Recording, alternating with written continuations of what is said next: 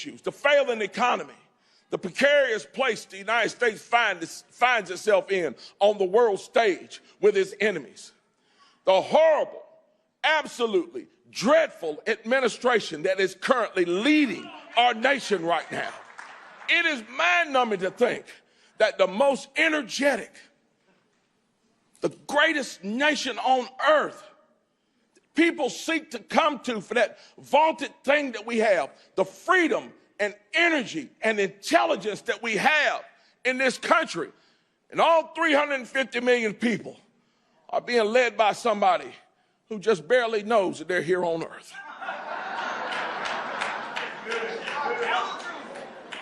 We know what the issues are, but I didn't really come here to go into details about the issues.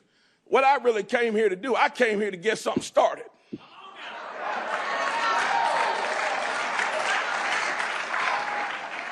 See, because we got a problem in this country. We got a bunch of clapper-trap people that sit behind news media desks and want to talk about fake trials for President Trump. Turn the television on, they talk about first one actor and then another actor, talking about all manners of foolishness. Talking about MAGA Republicans being the most dangerous people on earth. I don't know, I didn't see any MAGA Republicans on 9/11 blowing up buildings and airplanes. I don't think any MAGA Republicans were over in Israel murdering people. And I don't think a MAGA Republican gave them the money to be able to do it. You see, we got folks in this country that don't want to talk about the substantive issues that all of us face. The things that we just talked about, that wide open border, the precarious place we find ourselves with safety and security in on the world stage. They don't want to talk about your pocketbook. They don't want to talk about the fact that your children are in schools where we spend millions upon millions upon millions of dollars for those schools, and the children can't read on the grade level. They don't want to talk about that. They don't want to talk about the fact that every single solitary policy that they propose and then pass yields horrible results. They don't want to talk about it. Why? Because it proves an essential truth. It proves an essential truth. What is that truth? The simple truth of the matter is this. They call us the right. We sit on the right. And we not only get called the right and call ourselves the right and sit on the right, we are right.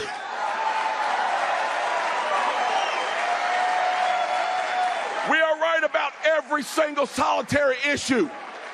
When we say, shut that border down and deport those who are dangerous to our country, we are right. When we say, children should not be sexualized, we are right. And this nation knows it. When we say that it's your money, you earned it, you worked for it, the government should not be picking your pocket, we are right. See, we are right. Too many of us are ashamed to be right, though. Some of us, we go to work and folks start talking about politics and start standing up saying, I think Joe Biden's doing a wonderful job. And he's a nice man, because that President Trump is just mean. I just don't like the things that he says. He's just mean and arrogant, and he's a bully. If I hear that one more time, I am going to go crazy. This man is fighting. Let's list the people he's fighting. He's fighting almost the entire news media. He's fighting all the Democrats. He's fighting all the communists. He's fighting all the socialists. He's fighting all of our enemies across the ocean. And sadly, he's fighting half the Republicans. How is this man a bully? How is he a bully? You see, we hear that at work sometimes, some of us, and we're a little shy about stepping up, standing up, saying anything. People look at us and say, why are you a Republican? We say, well, you know, my mom voted Republican. I like Ronald Reagan. I think he did a great job, and I like Reagan. And so that's why I'm a Republican. We shy away from the truth. We don't want to look at that person and say, you know, well, wasn't it the Republican Party that was formed to stand up for the republic? Not the democracy like you see played on the news every day. You see, them folks want a democracy. They want the mob to rule. They don't want this republic. And they don't want Republicans standing up for the republic. You're going to tell them that, yeah, wasn't it? Well, they say, well, the Republican Party is the party of old white men.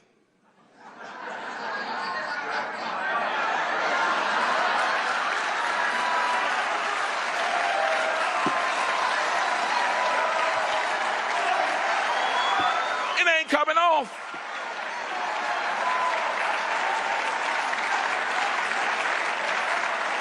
And while we're on that subject, wasn't it the Republican Party that fought a war to free the slaves?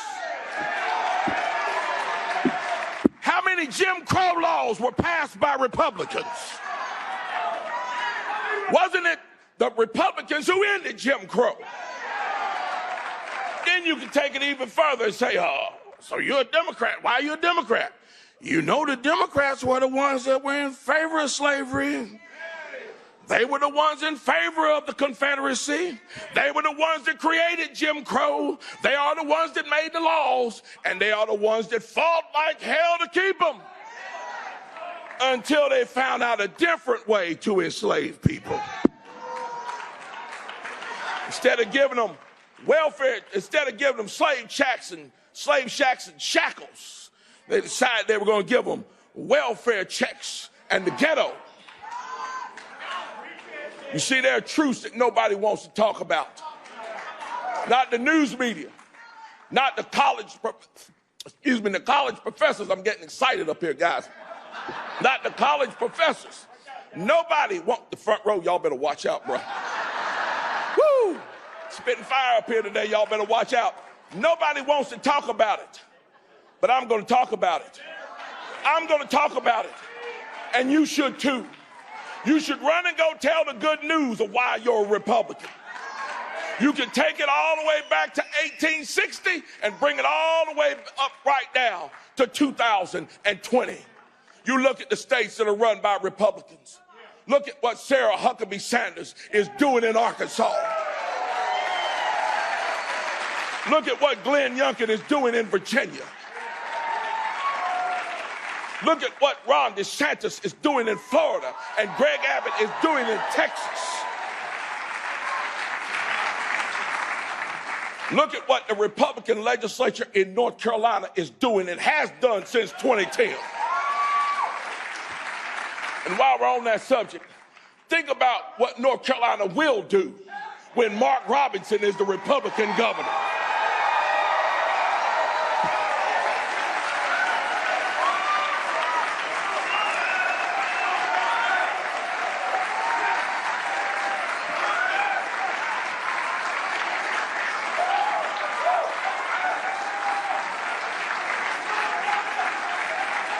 You see, there's a truth that's got to be told.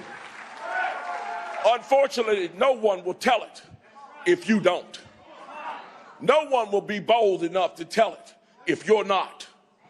Yeah, I speak about this all the time, and when I do, I try to do it without shedding tears, but it's hard for me to do it. I tell my wife I have two great dreams. One great dream exists on this side of the earth. The other dream exists on the other side. The dream on the other side is very dear to me. And people think that I hate people. I don't hate people. I hate actions.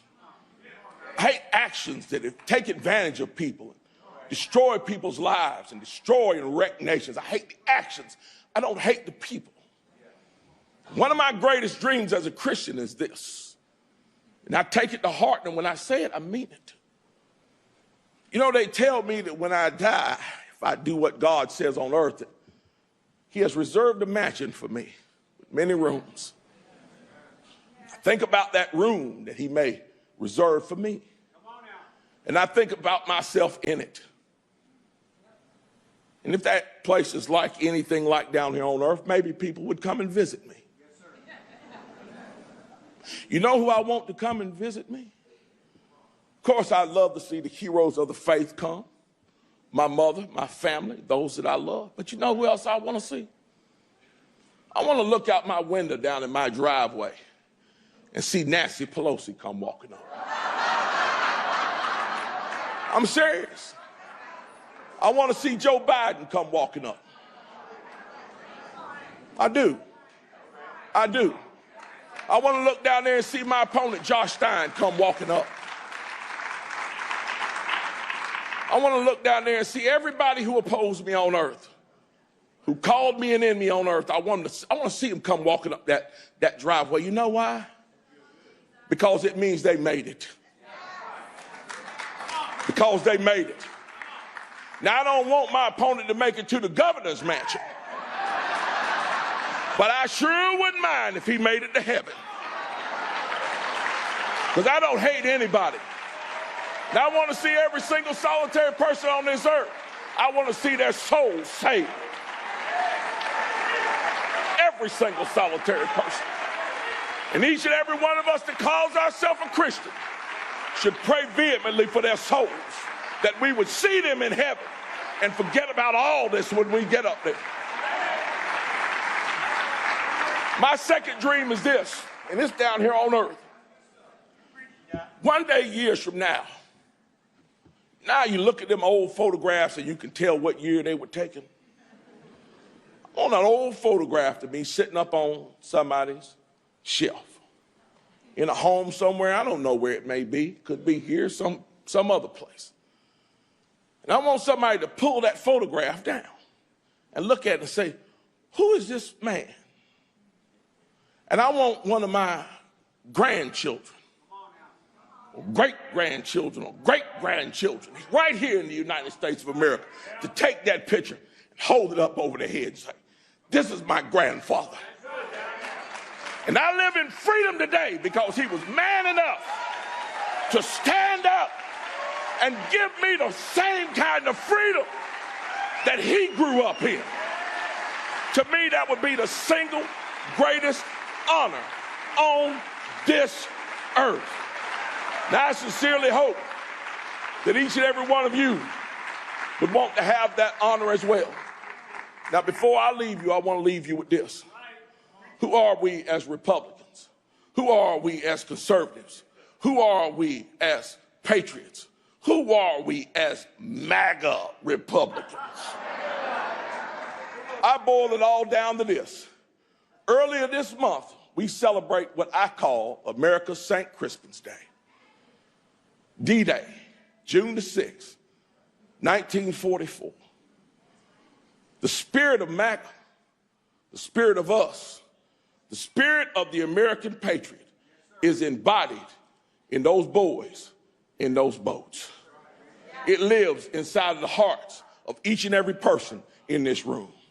It lives inside of the people who go back home and get politically active and are bound and determined to change the circumstances of their cities and their state and their nation.